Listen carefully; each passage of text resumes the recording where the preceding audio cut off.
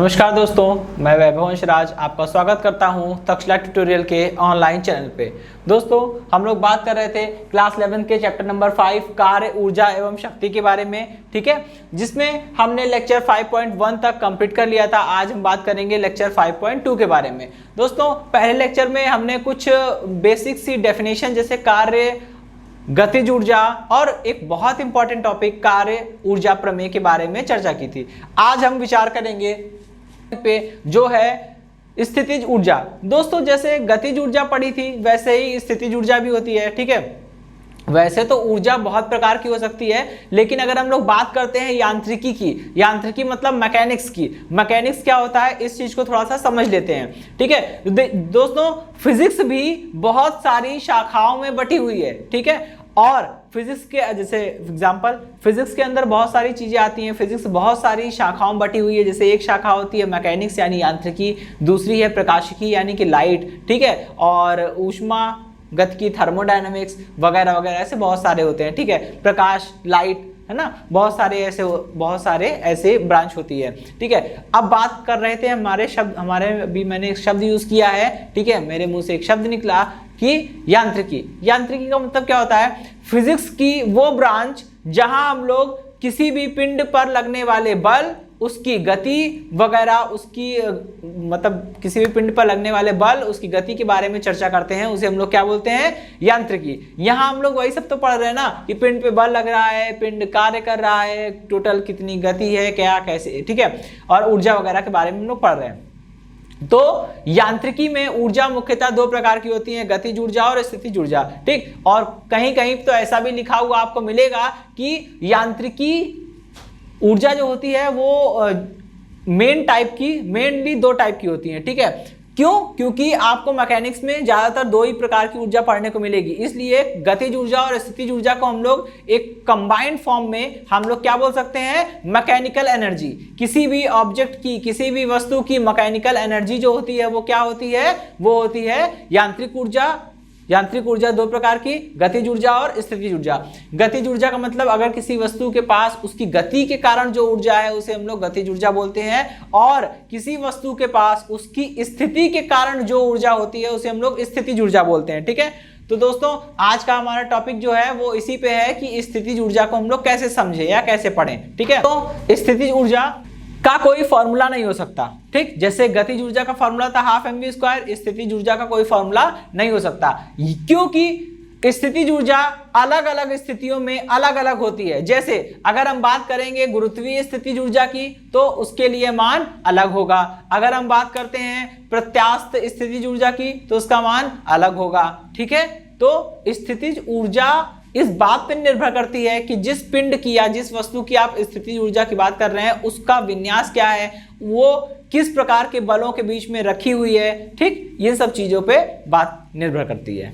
दोस्तों, ये 3 एग्जाम्पल मैंने आपको दिए हैं। देखिए, मैंने बोला था ना कि स्थितिज ऊर्जा का कोई एक फिक्स फॉर्मूला नहीं हो सकता, जैसे कि गतिज ऊर्जा का एक फिक्स फॉर्मूला निकल गया था, पता है हमें, K बराबर 12mv², ठीक है, जहां m क्या है? पिंड या वस्तु का द्रव्यमान, और v क्या है? पिंड या वस्तु का वेग, ठीक है। लेकिन यहाँ पे कोई फिक्स फॉर्मूला नहीं है, अलग अलग वस्तुओं के लिए अलग अलग विन्यासों पर अलग अलग फॉर्मूले आएंगे। फॉर एग्जाम्पल, जैसे मान लीजिए ये पेन है, ये पेन पृथ्वी के तल से h ऊंचाई पर है, ये पेन पृथ्वी के तल से h ऊंचाई पर है। अगर इस पेन का द्रव्यमान है स्मॉल m, ठीक, तो इसकी स्थितिज ऊर्जा कितनी हो जाएगी? ये पेन पृथ्वी तल से h ऊंचाई पर रखा है, इस पेन का द्रव्यमान m है, तो इस पेन की स्थितिज ऊर्जा, गुरुत्वीय स्थितिज ऊर्जा कितनी हो जाएगी? mgh, जहां m क्या है? पेन का द्रव्यमान, g स्मॉल g क्या है? गुरुत्वीय त्वरण, इसका मान होता है 9.8 मीटर पर सेकंड स्क्वायर, ठीक है, और h का मान जो भी हो, ठीक। तो ये इसको कैलकुलेट कर लेंगे, आपको इस पेन की स्थितिज ऊर्जा मिल जाएगी। लेकिन दोस्तों, अगर मान लीजिए हम काम कर रहे हो किसी स्प्रिंग पे, ठीक है, स्प्रिंग है, कोई एक स्प्रिंग है, ठीक है, उस स्प्रिंग का एक सिरा हमने दीवार से जोड़ रखा है, उसके दूसरे सिरे पे हमने एक द्रव्यमान को जोड़ दिया है। जब हम उस द्रव्यमान को, उस गुटके को या उस वस्तु को पकड़ के खींचेंगे तो स्प्रिंग खींचेगी, क्योंकि स्प्रिंग का ये वाला सिरा तो दीवार से चिपका हुआ है, ये वाला सिरा पकड़ के खींच रहे हैं तो स्प्रिंग खींचना प्रारंभ हो जाएगी। जब स्प्रिंग को हम खींचेंगे तो आपको पता है, आप अपने अनुभव से बात समझ रहे होंगे कि जब स्प्रिंग को हम खींचेंगे तो हमें कार्य करना पड़ेगा, और वो कार्य का मान कैसा होगा? पॉजिटिव। क्योंकि अगर कार्य करना पड़ता है तो वो पॉजिटिव होता है। ठीक, तो स्प्रिंग को खींचने में हमारी ताकत खर्च होगी, हमारी ऊर्जा खर्च होगी, हम कार्य करेंगे तो वो कार्य पॉजिटिव होगा। ठीक है, और वो कार्य कहीं वेस्ट नहीं जाएगा, वो कार्य क्या होगा, स्प्रिंग में स्थितिज ऊर्जा के रूप में संचित हो जाएगा। तो स्प्रिंग में संचित प्रत्यास्थ स्थितिज ऊर्जा, आप जो कार्य करेंगे स्प्रिंग को खींचने में, वही पूरा कार्य किसमें बदल जाएगा, स्प्रिंग की स्थितिज ऊर्जा में बदल जाएगा। और स्प्रिंग की स्थितिज ऊर्जा को हम लोग प्रत्यास्थ स्थितिज ऊर्जा बोलते हैं। प्रत्यास्थ या प्रत्यास्थता क्या होती है, ये हम लोग फिजिक्स सेकंड में पढ़ेंगे, चैप्टर नंबर 9 में पढ़ेंगे। ठीक है, चलिए तब तक के लिए अभी केवल नाम सुन लेते हैं कि स्प्रिंग में संचित प्रत्यास्थ स्थितिज ऊर्जा का मान ½ kx² होता है, जहां x क्या है, विस्थापन, कितना आपने खींचा है उसको। ठीक है, चलिए अभी तीसरा एग्जांपल है वैद्युत स्थितिज ऊर्जा। ये तो हम लोग सीधा इंटर में पढ़ेंगे। ठीक है, इंटरमीडिएट में क्या है, आपको ये पढ़ना पड़ेगा वैद्युत स्थितिज ऊर्जा का मान कितना होता है, 1/4 pi epsilon not Q1 Q2/r। ठीक है, जहां पे 4 पाई जानते हैं, एप्सिलॉन नॉट का एक प्रतीक है, इसको बोलते हैं निर्वात की वैद्युशीलता। ठीक है, Q1 पहला आवेश है, Q2 दूसरा आवेश है, और R क्या है, Q1 Q2 के बीच की डिस्टेंस। ठीक है, चलिए ये तो छोटा सा कॉन्सेप्ट हो गया स्थितिज ऊर्जा का। अब हम लोग आगे बढ़ेंगे अपने नेक्स्ट टॉपिक पे। दोस्तों, संरक्षी बल, यहाँ पे एक नया टॉपिक शुरू होता है, संरक्षी बल या कंजर्वेटिव फोर्स। कंजर्वेटिव फोर्स या संरक्षी बल एक विशेष प्रकार का बल, कोई अलग प्रकार का बल नहीं होता है। ठीक है, बल सारे एक ही जैसे हैं। सभी प्रकार के बलों के पास एक प्रवृत्ति होती है। कौन सी प्रवृत्ति, कि अगर वो बल किसी भी वस्तु पे लगाए जाएं तो वो वस्तु को गति करा सकते हैं। ठीक है, गति करा सकते हैं, घूर्णन करा सकते हैं। ठीक, मतलब उसकी स्थिति में परिवर्तन तो कर ही सकते हैं। ठीक, तो सभी बलों का ये एक मूल गुण होता है कि वो किसी वस्तु को गति करा सकते हैं। संरक्षी बल कोई विशेष प्रकार के बल नहीं है, कुछ स्पेशल टाइप नहीं है, लेकिन हाँ उन्हीं बलों में कुछ बल ऐसे होते हैं जो एक विशेष गुण को प्रदर्शित करते हैं। सभी प्रकार के बलों को अगर हम इकट्ठा कर लें और सभी प्रकार के बलों पर हम विचार करें तो हम ये पाएंगे कि कुछ प्रकार के बल तो ऐसे होते हैं जो एक विशेष गुण को प्रदर्शित कर रहे हैं। तो उन्हीं सारे बलों की बात मैं कर रहा हूं जो एक विशेष गुण रखते हैं, उन्हीं सब को हम यहां पे संरक्षी बल बोल रहे हैं। अब सबसे इंपॉर्टेंट बात यह है कि यह जानना कि वो विशेष गुण है क्या। ठीक है, वो विशेष गुण क्या हो सकता है। तो सबसे पहले समझिएगा, अगर आप किसी वस्तु पे बल लगाइए, ठीक है, तो वस्तु क्या करेगी, एक स्थिति से उठ के दूसरी स्थिति पर पहुंच जाएगी, यही होगा। तो वस्तु पे बल लगाया, वस्तु एक स्थिति से दूसरी स्थिति में चली गई।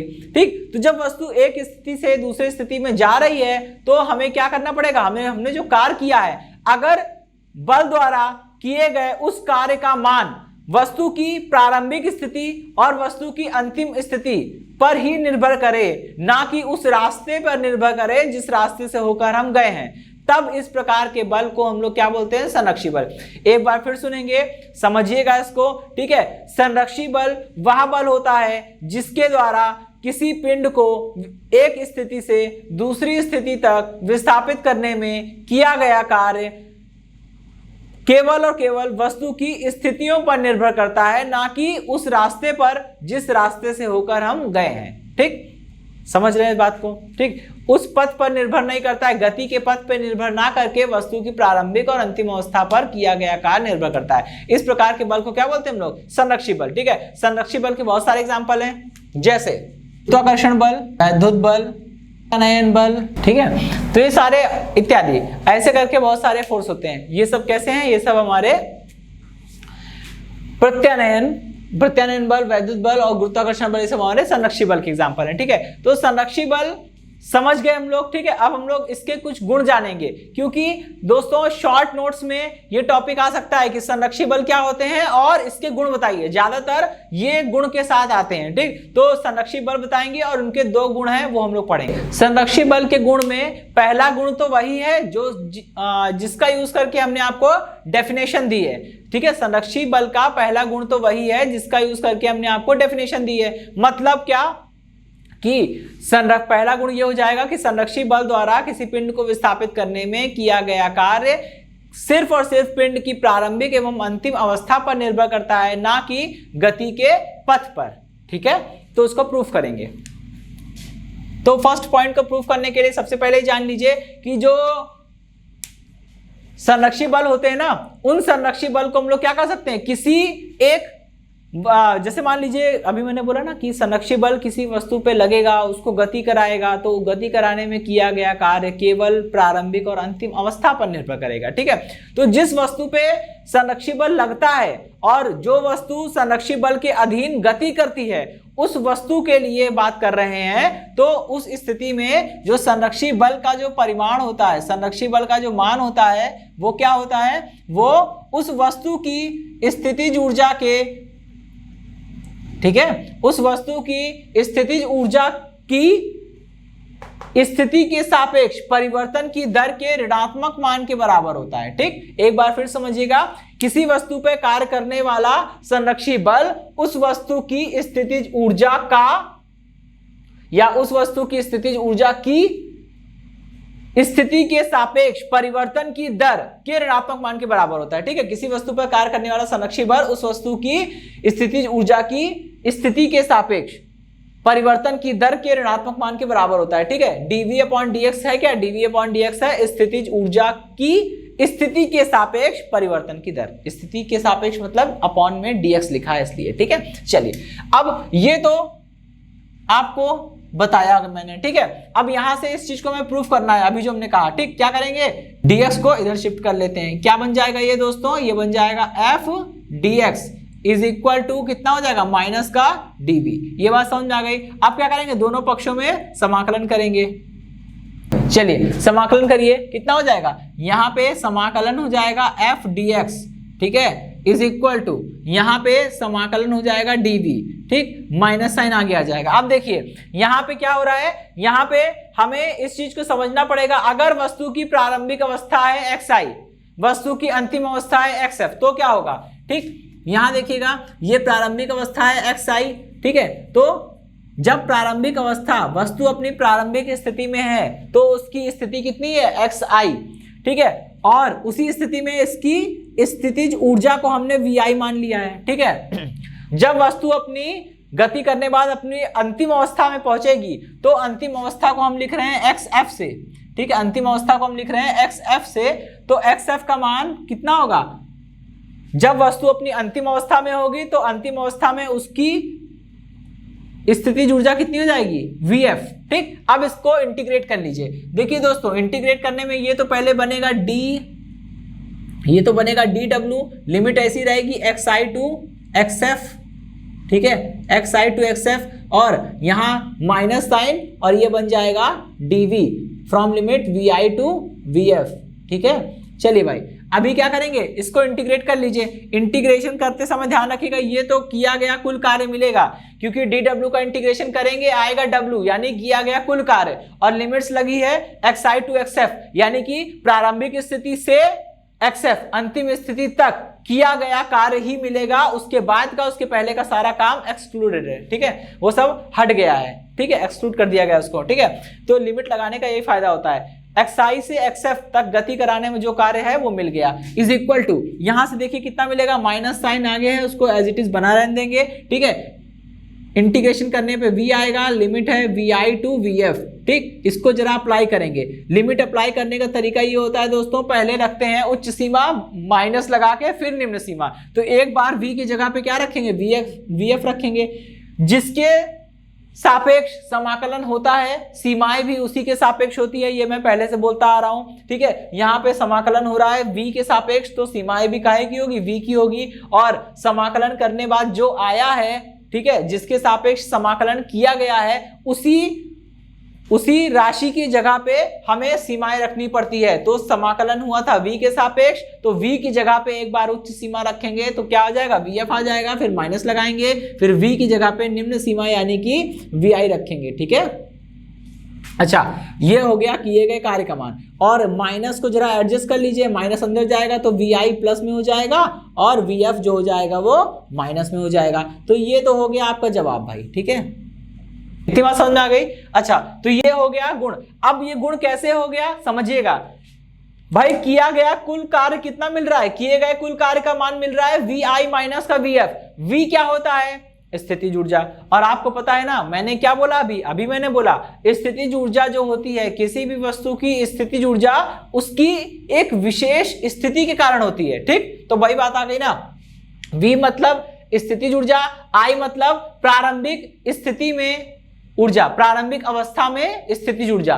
भाई वस्तु की प्रारंभिक अवस्था में स्थितिज ऊर्जा है xi, ठीक है, अंतिम अवस्था में स्थितिज ऊर्जा कितनी है Vf। ठीक, अब यहां पे समझने वाली बात यह है कि Vi माइनस Vf ये तो केवल एक ये प्रारंभिक अवस्था के संगत ऊर्जा का मान है, ये अंतिम अवस्था के संगत ऊर्जा का मान है। ठीक है, अगर आप किसी भी रास्ते से जाइए कोई फर्क नहीं पड़ता, आपका प्रारंभिक अवस्था और अंतिम अवस्था तो वही है, चल आप वहीं से रहे हैं, जा आप वहीं पे रहे हैं, किसी भी रास्ते से जाइए कोई फर्क नहीं पड़ता, क्योंकि आप जिस जगह से चल रहे हैं उस जगह पे ऊर्जा का मान Vi है और जिस जगह पे पहुंच रहे हैं उस जगह पे ऊर्जा का मान Vf है। आप किसी भी रास्ते से जाइए कोई फर्क नहीं पड़ता। ठीक है, तो Vi और Vf का मान सभी रास्तों के लिए बराबर होगा, क्योंकि सभी रास्ते एक ही जगह से शुरू होके दूसरी जगह पर ही खत्म हो रहे हैं। ठीक है, एक निश्चित जगह से शुरू होके एक निश्चित जगह पे खत्म हो रहे हैं। तो किए गए कुल कार्य का मान Vi माइनस Vf आया, और Vi और Vf दोनों केवल और केवल वस्तु की स्थिति यानी अवस्था पर निर्भर करते हैं, ना कि उस रास्ते से जिस रास्ते से वो गए थे। तो ये इस बात को साबित करता है कि संरक्षी बल के द्वारा वस्तु को विस्थापित करने में किया गया कार्य केवल और केवल उसकी स्थिति पर निर्भर करता है, ना कि गति के पथ पर। ठीक है, चलिए अब हम लोग अपने सेकंड प्रॉपर्टी, सेकंड गुण को देखते हैं। ठीक है, दूसरा वाला गुण जो कहता है वो बहुत ही ज्यादा इंपॉर्टेंट है। ठीक है, दूसरा गुण हमारा बहुत ज्यादा इंपॉर्टेंट है, बहुत ज्यादा इसलिए इंपॉर्टेंट है क्योंकि दूसरे गुण में एक ऐसी बात बोली गई है जो अलग से भी वेरीफाई होती है। ठीक है, मतलब दूसरे वाले गुण में यह बोला गया है कि अगर किसी वस्तु पे कोई प्रत्यानयन बल, सॉरी प्रत्यानयन कह रहा हूं, प्रत्यानयन तो खैर वो तो होगा ही, हम संरक्षी बल की बात करते हैं। दोस्तों हमारे दूसरा वाला जो गुण है वो बहुत इंपॉर्टेंट है। उसमें हमको ये बताया गया है कि अगर किसी वस्तु पे संरक्षी बल कार्य कर रहा है तो उस वस्तु की कुल ऊर्जा का मान नियत हो जाएगा। ठीक है, कुल ऊर्जा मतलब यहां पे कुल ऊर्जा का मतलब केवल यांत्रिक ऊर्जा से है, बाकी कुल ऊर्जा तो वैसे भी संरक्षित रहती है। ऊर्जा संरक्षण का नियम हम लोग जानते हैं। ठीक है, वो बात अलग है, लेकिन यहां पे हम एक शब्द यूज करेंगे यांत्रिक ऊर्जा, कुल यांत्रिक ऊर्जा। और अभी मैंने बताया यांत्रिक ऊर्जा का मतलब होता है स्थितिज ऊर्जा प्लस गतिज ऊर्जा। कुल यांत्रिक ऊर्जा का मतलब स्थितिज ऊर्जा प्लस गतिज ऊर्जा, क्योंकि यांत्रिकी में ऊर्जा केवल दो प्रकार की, दो मेन प्रकार उसके दो ही हैं, कौन से, स्थितिज और गतिज। ठीक है, ओके। तो सेकंड वाले पार्ट में बोल रहा है अगर किसी वस्तु पे संरक्षी बल लग रहा है और वो वस्तु संरक्षी बल के अधीन होकर गति कर रही है, तब क्या होगा, उस वस्तु की कुल यांत्रिक ऊर्जा का मान नियत रहेगा। आइए इस बात को समझते हैं। सबसे पहले तो हम यहां पे एक काम करेंगे, ठीक है, कि हम जानते हैं कि अगर कोई बल संरक्षी बल है तो संरक्षी बल का मान वस्तु की स्थितिज ऊर्जा की स्थिति के सापेक्ष परिवर्तन की दर के ऋणात्मक मान के बराबर होता है, यानी F is equal to minus dV/dx। ठीक है, यहां से इसको जरा सॉल्व करिए, कितना आएगा, F dx is equal to minus का dV।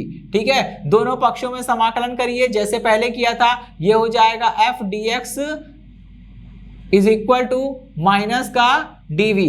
ठीक है, चलिए भाई अभी क्या करेंगे, यहां पे सीमाएं लगा दीजिए, ये हो जाएगा xi, ये हो जाएगा xf।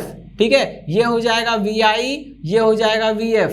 ठीक, चलिए इसको जरा सॉल्व करिए, ये आ जाएगा आपका कुल कार्य xi xf।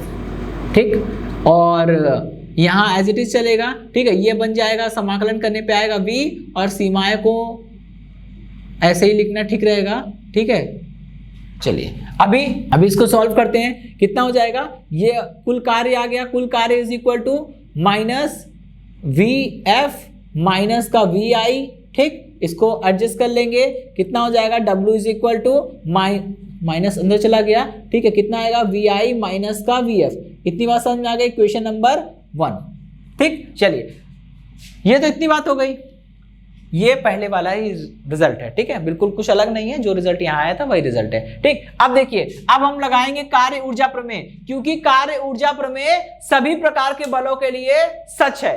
ठीक है, फिर चाहे वो बल संरक्षी बल हो चाहे ना हो। ठीक है, बल चाहे संरक्षित बल हो चाहे ना हो, कार्य ऊर्जा प्रमेय सभी प्रकार के बलों के लिए कार्य करती है। ठीक है, तो ये तो संरक्षित बल है, इस पे भी कार्य ऊर्जा प्रमेय लगेगी, और अगर ये बल संरक्षित बल ना भी होता तो भी इस पे कार्य ऊर्जा प्रमेय लग जाती।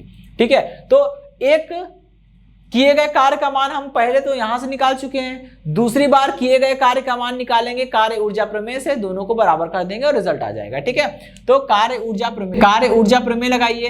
कार्य ऊर्जा प्रमेय कहती है कि संरक्षित बल द्वारा किया गया कार्य जो होता है वो वस्तु की अंतिम गतिज ऊर्जा kF माइनस प्रारंभिक गतिज ऊर्जा KI के अंतर के बराबर होता है। इसी को हमने डेल्टा K बोला था। Delta K means change in kinetic energy.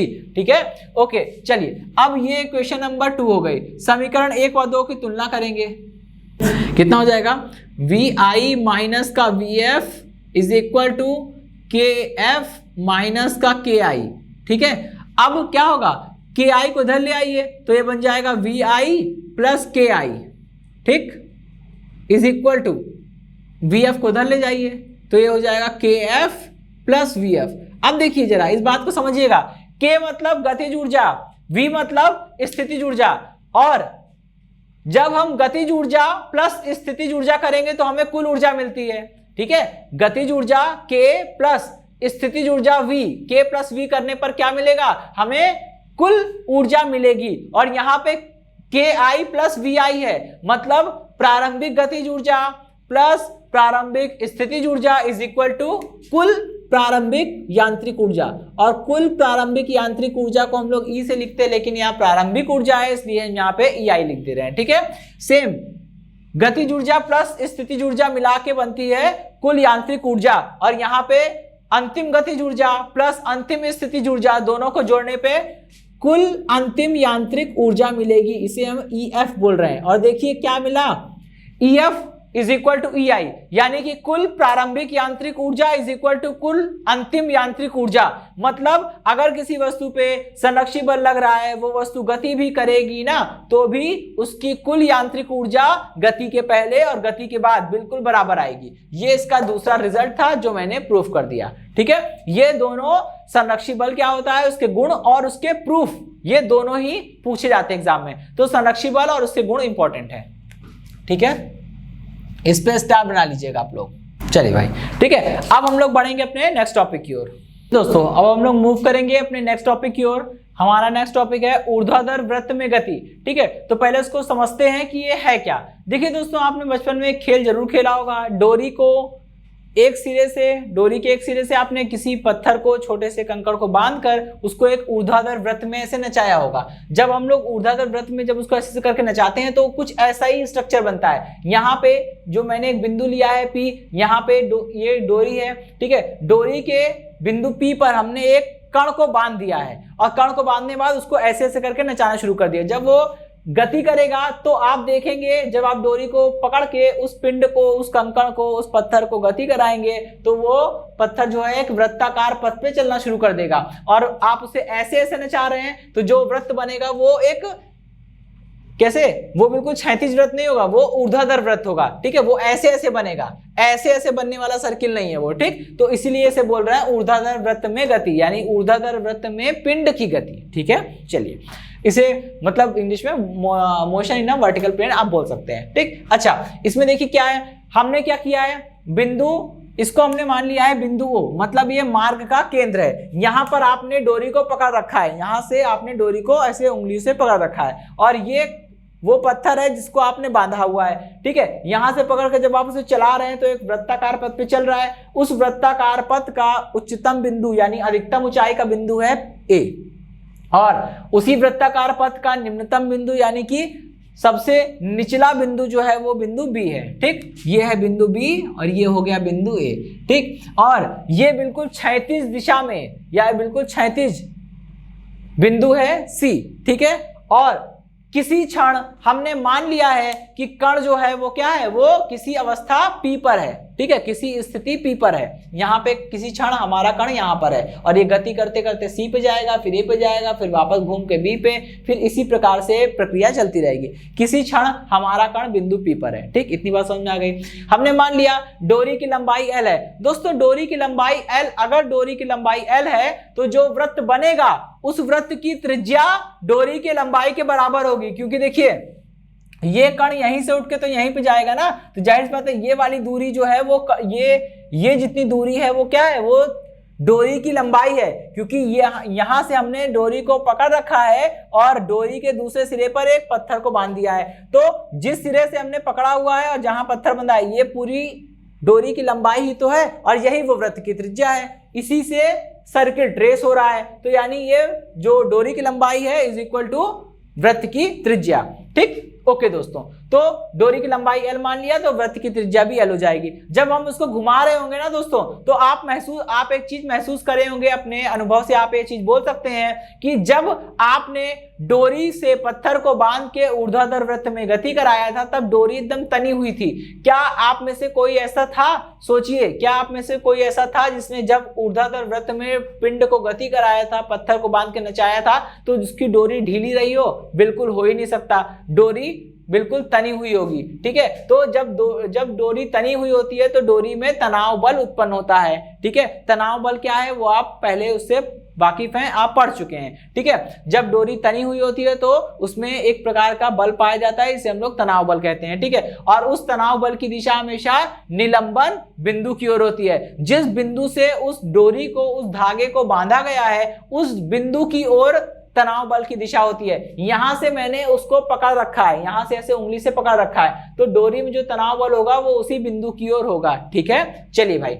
अब देखिए आपको पता है कि वृत्ताकार पथ पे गति करने के लिए एक बहुत ही आवश्यक चीज होती है, वो चाहिए ही चाहिए। क्या होती है वो होती है अभिकेंद्र बल। ठीक है, तो इस पत्थर को अभिकेंद्र बल कहां से मिलेगा? पत्थर को अभिकेंद्र बल मिलेगा तनाव बल माइनस mg cos थीटा से। यहां पे एक चीज समझ लीजिएगा, डोरी से बंधे द्रव्यमान पर दो बल कार्य कर रहे हैं। ठीक है, कौन कौन से? पहला बल, पिंड पर निम्न दो बल कार्य करते हैं। पहला तनाव बल T मार्ग के केंद्र की ओर लग रहा है, आप देख सकते हैं पिंड यहां पर है, केंद्र यहां पर है, तो पिंड पर जो तनाव बल कार्य कर रहा है, डोरी का जो तनाव बल है वो केंद्र की ओर है। ठीक है, ओके। और दूसरा, पिंड का भार mg ऊर्ध्वाधर नीचे की ओर। भाई कोई भी वस्तु हो उसका भार तो हमेशा ऊर्ध्वाधर नीचे की ओर लगता है ना। ठीक है, और हमने यहाँ पे ये माना है जो कोण का मापन हम करेंगे वो वृत्ताकार पथ के निम्नतम बिंदु B से मापन करेंगे। ठीक है,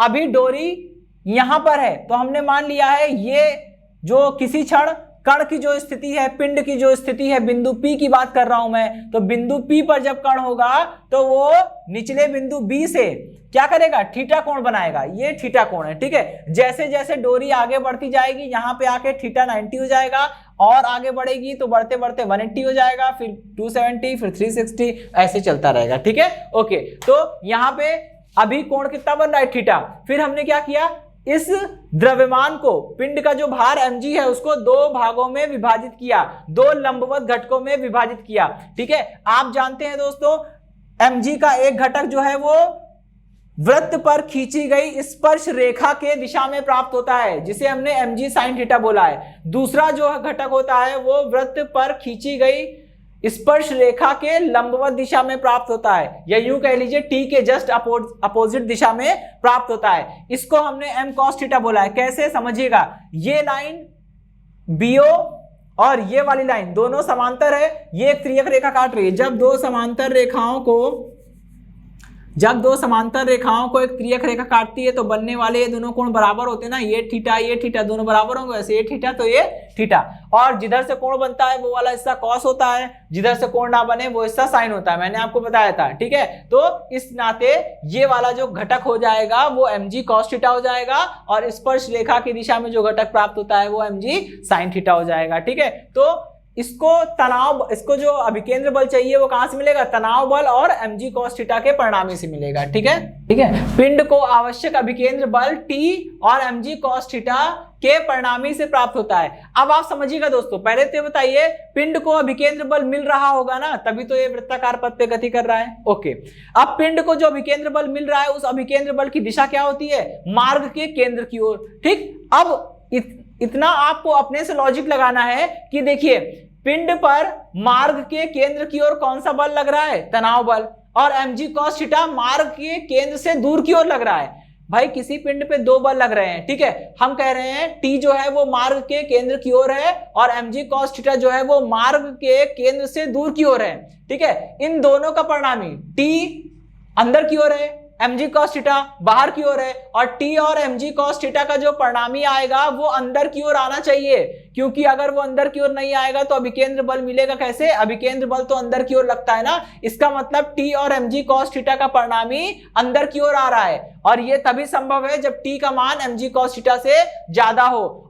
ठीक है ना दोस्तों, और हम लोग यहाँ क्या करेंगे, हम यहाँ पे दो बलों का परिणामी निकाल रहे हैं। पहला बल मार्ग के केंद्र की ओर है और दूसरा बल उससे जस्ट 180 डिग्री पर अपोजिट डायरेक्शन में है। तो मैंने बताया था तीसरे चैप्टर में कि कभी भी ऐसी स्थिति उत्पन्न होगी कि दो बलों का परिणामी निकालना है और दोनों बलों के बीच का एंगल कितना है, 180 है। तो करना कुछ नहीं होता है, परिणामी का मतलब है बड़े वाले एंगल में से छोटा वाला एंगल माइनस कर दीजिए। सॉरी, दो वेक्टर का परिणामी निकालने का मतलब होता है कि बड़े वाले वेक्टर में से छोटे वाले वेक्टर को माइनस कर दीजिए, क्योंकि दोनों एक दूसरे के जस्ट अपोजिट हैं, दोनों के बीच का एंगल कितना है, 180। ठीक है, तो हमें T और mg cos थीटा का परिणामी अंदर की ओर चाहिए, क्योंकि अभिकेंद्र बल अंदर की ओर लगता है, इसका मतलब T का मान ज्यादा होगा, mg cos थीटा कम होगा, तो T में से mg cos थीटा को माइनस करेंगे। ठीक है, करिए जरा, T minus mg cos theta कितना आएगा दोस्तों, ये अभिकेंद्र बल के बराबर होना चाहिए, mv स्क्वायर अपॉन में l। ठीक है, अपॉन में r होता है, mv स्क्वायर अपॉन में r होता है अभिकेंद्र बल का मान, लेकिन r क्या है, मार्ग की त्रिज्या, और यहाँ पे मार्ग की त्रिज्या, डोरी की लंबाई सब एक ही है। ठीक है, तो l ले लिया। अच्छा, अभी इसको हम क्या लिख सकते हैं, इसको हम लोग लिख सकते हैं t इज इक्वल टू, ये हो जाएगा, ये इधर चला जाएगा, तो कितना बन जाएगा, mv स्क्वायर अपॉन में l प्लस ये बन जाएगा mg cos थीटा। ठीक है, इक्वेशन नंबर 1। अच्छा, अभी देखिए इस इक्वेशन को ध्यान से देखिए और समझिएगा, जैसे जैसे ये पिंड ऊपर जाता जाएगा, ठीक है, तो थीटा का मान बढ़ेगा। देखिए जैसे जैसे ये पिंड ऊपर जाएगा, अभी थीटा का मान 0 है, ऐसे गया C पर आया, थीटा बराबर 90 हो गया, ये पूरा 90 बन रहा है। ठीक है, और ऊपर जाएगा फिर यहाँ पे 180 हो जाएगा, क्योंकि यहाँ 20 एंगल नाप रहे हैं, ये पूरा 180 हो जाएगा। जैसे जैसे पिंड घूमता चलेगा थीटा का मान बदलेगा, और थीटा का मान अगर 0 से 180 के बीच में है, ठीक है, या 180 की बात नहीं करता हूं, 90 की बात करता हूं। ठीक है, अगर थीटा का मान 0 से 90 के बीच में कुछ भी होगा तो थीटा बढ़ेगा, और अगर थीटा बढ़ रहा है तो cos थीटा का मान घटना चालू रहता है। ठीक है, cos थीटा का मान घट रहा है, ठीक, cos थीटा का मान घट रहा है, और जैसे जैसे ऊपर जाएंगे, आप अपने अनुभव से भी ये बात समझ पा रहे होंगे कि जैसे जैसे पिंड ऊपर जाएगा इसका वेग भी घटेगा, v घटेगा, थीटा cos थीटा घटेगा, तो t का मान भी घटना चालू हो जाएगा। ठीक है, तथा जब पिंड बिंदु A पर पहुंच जाएगा तब एंगल कितना हो जाएगा, 180। ठीक है, इस बात को समझिएगा, बिंदु A पर क्या हो जाएगा, थीटा इज इक्वल टू कितना हो जाएगा, 180 हो जाएगा। यहां पुट करिए समीकरण 1 में, ठीक है, A is equal to mv square upon में l, और यहाँ पे दोस्तों बिंदु A पर वेग है, हम पिंड का वेग निकाल रहे हैं लेकिन बिंदु A पर निकाल रहे हैं। ठीक है, तो यहाँ पे mva लिख दिया, va मतलब बिंदु A पर पिंड का वेग, ठीक है, v मतलब पिंड का वेग, va मतलब बिंदु A पर पिंड का वेग। ठीक है, ओके, और यहां देखिएगा, यहां पे रखेंगे cos 180 होता है -1, इसलिए दोस्तों हमने यहां पे डायरेक्ट यूज कर दिया है कि माइनस लगा दिया। ठीक है, क्योंकि cos 180 को अगर आप देखेंगे तो कितना आपको मिलेगा, -1 मिलेगा। ठीक है, तो ये -1 मैंने पहले से लिख दिया है। ठीक है, ओके भाई, चलिए इतनी बात समझ में आ गई। अब देखिए, है ना, ओके, अब अगर बिंदु A पर पहुंचने वाले कण का एक न्यूनतम मान पर अगर हम लोग विचार करें, सपोज करिएगा कि अगर ये कण जैसे जैसे ऊपर की ओर जाएगा, बिंदु सी को क्रॉस करेगा और बिंदु ए को क्रॉस करेगा, तो उस पिंड के पास वेग का एक ऐसा न्यूनतम मान संभव है जिस पर वह उच्चतम बिंदु को पहुंच सकता है। या आप इसे दूसरे शब्दों में ऐसे समझ सकते हैं कि पिंड के पास एक न्यूनतम वेग होना चाहिए, ठीक है। उस न्यूनतम वेग से अगर पिंड का वेग कम पाया जाता है तो पिंड इस वृत्ताकार पथ को पूरा ही नहीं कर पाएगा, जैसे ऊपर जाएगा फिर वहां से नीचे आ जाएगा, ठीक है। ऊपर जाने के लिए एक निश्चित अमाउंट होना चाहिए, ठीक है। वेलोसिटी का, वेग का एक निश्चित मान होना चाहिए, उससे नीचे मान होगा तो ये वृत्ताकार पथ को पूर्ण नहीं कर पाएगा, ठीक है। और उसी को हम लोग बोलते हैं क्रांतिक वेग, ठीक है। तो क्रांतिक वेग के लिए क्या होगा दोस्तों? क्रांतिक वेग के लिए va बराबर vc हो जाएगा, क्योंकि क्रांतिक वेग मतलब क्रिटिकल वेलोसिटी, इंग्लिश में से बोलते हैं क्रिटिकल वेलोसिटी, और क्रिटिकल के लिए यहाँ c लिखा है, ठीक है। जब क्रांतिक वेग की बात करेंगे तो क्रांतिक वेग होता क्या है, इसको एक बार समझ लेते हैं, ठीक है। ऊर्ध्वाधर वृत्त में गति करने वाले किसी पिंड के पास मार्ग के उच्चतम बिंदु पर वह न्यूनतम वेग जिस पर वह वृत्ताकार पथ को पूर्ण कर सकता है, ठीक है, क्या कहलाता है? उसका क्रांतिक वेग कहलाता है। एक बार फिर समझिएगा कि ऊर्ध्वाधर वृत्त में गति करने वाले किसी पिंड का वह न्यूनतम वेग जिसे प्राप्त कर वह वृत्ताकार मार्ग को पूर्ण कर सकता है, क्या कहलाता है? क्रांतिक वेग कहलाता है। और इस क्रांतिक वेग पर जब ये क्रांतिक वेग होगा तो क्या होगा? VC का मान केवल इतना होगा कि वो बस बेचारा क्रॉस कर जाएगा, बिंदु A को क्रॉस कर जाएगा, एक्स्ट्रा कुछ भी नहीं होगा, ठीक है। तो उस स्थिति में क्या होगा? अगर पिंड का वेग क्रांतिक वेग के बराबर है, यानी पिंड का वेग एक न्यूनतम वेग जितना चाहिए उतना ही है, उससे ज्यादा नहीं है, बिल्कुल न्यूनतम वेग है, तो क्रांतिक वेग की स्थिति में जब पिंड जो है बिंदु ए पर आएगा तो डोरी में तनाव 0 हो जाएगा। इस चीज को हम यहाँ पे मेंशन करेंगे। क्रांतिक वेग के लिए VA इक्वल VC होता है और T इज इक्वल टू 0 हो जाता है, ठीक है। यहाँ पे मैं लिख दे रहा हूं TA मतलब जब कण बिंदु ए पर जाएगा, अगर उसका वेग क्रांतिक वेग के बराबर है तो बिंदु ए पर पहुंचने पर डोरी में तनाव 0 हो जाएगा, ठीक है। अब क्या करेंगे? इसी को समीकरण नंबर 2 पर अप्लाई करिए, ठीक है।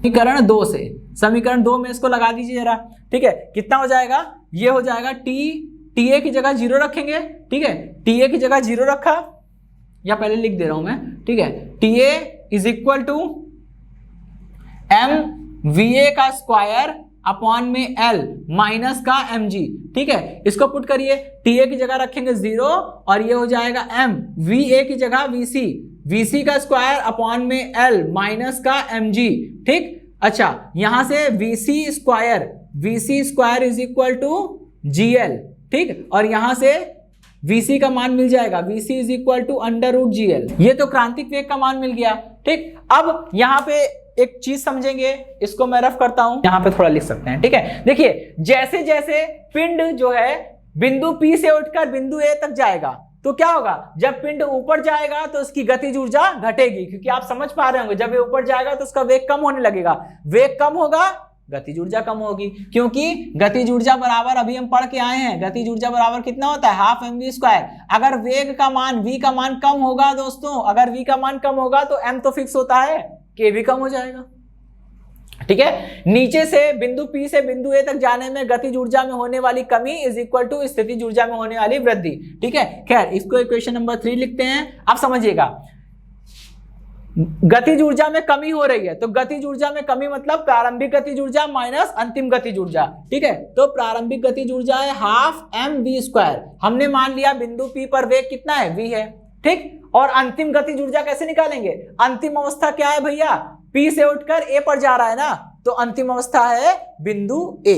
तो बिंदु A पर बिंदु A पर गतिज ऊर्जा निकालिए, कितना आएगा? Half mva square, half mva square, ठीक है। हाफ mv स्क्वायर होता है गतिज ऊर्जा। बिंदु A पर गतिज ऊर्जा निकालनी है तो बिंदु A पर गतिज ऊर्जा निकालने के लिए v की जगह पे va रखना पड़ेगा। va क्या है? बिंदु A पर पिंड का वेग, ठीक है। ओके, अच्छा, ये तो गतिज ऊर्जा में कमी आ गई। गतिज ऊर्जा में कमी मतलब पहले गतिज ऊर्जा ज्यादा थी, बाद में कम हो गई, तो ज्यादा वाले में से कम वाले को माइनस कर दिया। गतिज ऊर्जा में कमी इज इक्वल टू स्थितिज ऊर्जा में वृद्धि। कैसे वृद्धि होगी दोस्तों?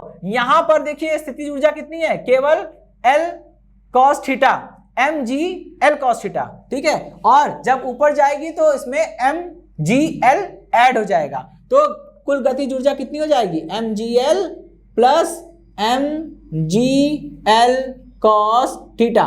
जब पिंड बिंदु P पर था तो उसकी गतिज ऊर्जा केवल mgl cos थीटा थी। जब कण बिंदु P से उठकर बिंदु A पर चला गया तो उसकी गतिज ऊर्जा में mgl ऐड हो गया, और जब mgl ऐड हो जाएगा तो कुल गतिज ऊर्जा कितनी आ जाएगी, mgl cos theta plus mgl, ठीक है। अब यहां से जो जो कैंसिल हो रहा है कैंसिल करिए, m से m कैंसिल हो जाएगा, कितना बचेगा, v square minus va square, ठीक है, इज इक्वल टू ये बन जाएगा 2gl plus 2gl cos theta, ठीक है। इतनी बात समझ में आ गई, क्वेश्चन नंबर 4, ठीक है। अच्छा, ये बात समझ में आ गई। अब देखिए, यदि बिंदु A पर पिंड का वेग क्रांतिक वेग के बराबर हो तब, यदि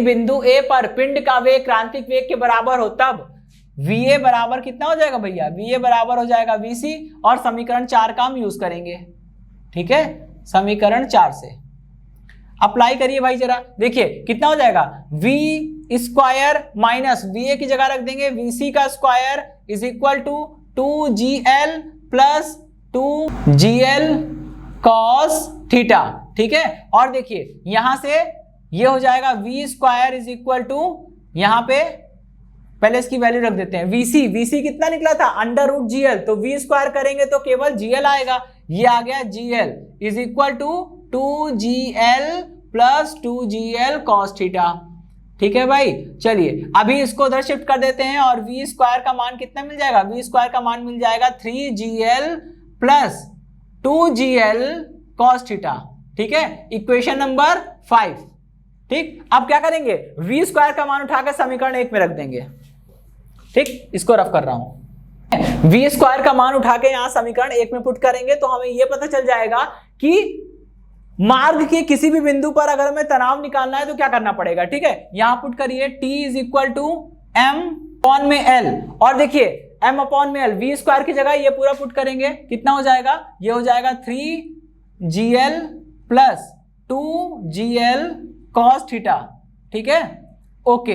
अभी देखिए इतना हो गया, अब ये mg cos थीटा बचा है, तो यहां क्या करेंगे, यहां पे हमने साइड में लिख दिया mg cos थीटा, ठीक। अब इसको अंदर मल्टीप्लाई करेंगे, L से L कैंसिल हो जाएगा, और ये बन जाएगा 3mg प्लस L से L कैंसिल हुआ, ये बन जाएगा 2mg cos थीटा, और ये वाला mg cos थीटा अलग से आ जाएगा, mg cos थीटा, ठीक। इसको जरा ऐड कर लेंगे अब, तो टोटल कितना आ जाएगा, T इज इक्वल टू निकल के आ जाएगा 3mg plus 3mg cos theta, question number 6, ठीक है। अब यहां पे हम 3 स्पेशल केस लगा देंगे, पहला बिंदु B के लिए, दूसरा बिंदु C के लिए, तीसरा बिंदु A के लिए, ठीक है। तो स्पेशल केस, ठीक है, बिंदु A पर देखिए, बिंदु A के लिए क्या हो जाएगा, बिंदु A के लिए ये एंगल पूरा 180 हो जाएगा, जब ये यहां पर था तो एंगल 0 था, पूरा ये ऐसे जाएगा तो 180 हो जाएगा, तो बिंदु A पर थीटा इज इक्वल टू कितना हो गया, 180 हो जाएगा, ठीक है। अब यहां पे पुट कर दीजिए, देखिए 180 पे रखने पर TA इज इक्वल टू कितना हो जाएगा, यहां पे 180 पुट करेंगे, cos 180 -1 और 3mg minus 3mg goes to 0, ये पूरा 0 हो जाएगा, ठीक है। और बिंदु A पर अब वेग निकालेंगे, तो बिंदु A पर वेग निकालने के लिए क्या करना पड़ेगा, इसमें थीटा की जगह पे क्या रखेंगे, 180 रखिए जरा, ये हो जाएगा VA इज इक्वल टू, देखिए ये है 3gl, यहां पे cos 180 रखेंगे, cos 180 होता है -1, तो कितना आ जाएगा, ये आ जाएगा 3gl, और यहां से 2gl, और ये -1 देगा तो यहाँ -1 आगे आ जाएगा, 3gl माइनस का 2gl कितना आएगा, gl आएगा, ठीक। तो V square is equal to GL, VA square is equal to GL, तो VA इज इक्वल टू कितना हो जाएगा, √ में GL, ठीक है। ये केस 1 हो गया, ठीक। अब हम लोग बात करेंगे केस 2 की, तो केस 2 देखिए, बिंदु B की बात करेंगे, केस 2 बिंदु B पर क्या होगा, जब ये डोरी जब ये बिंदु P पर जो कण है वो जब बिंदु B पर रहा होगा तो डोरी बिल्कुल क्षैतिज रही होगी और इस केस में थीटा इज इक्वल टू 0 हो जाएगा। ठीक है, जैसे जैसे ये कण ऊपर जाने लगेगा ये एंगल बढ़ने लगेगी, यहाँ पे 90 हो जाएगा C के लिए, ऊपर जाएगा A पे जाएगा तो 180 हो जाएगा। ठीक है, तो बिंदु B पर थीटा इक्वल 0 है, थीटा इक्वल 0 पुट करिए। समीकरण 6 में जैसे ही आप थीटा इक्वल 0 पुट करेंगे तो बिंदु B पर डोरी में तनाव क्या है उसका मान पता चल जाएगा। ठीक है, यहां रखिए 0, cos 0 होता है 1। ठीक है, cos 0 होता है 1, तो ये 3mg प्लस 3mg मिलके कितना हो जाएगा, टोटल हो जाएगा 6mg। ठीक है, ओके।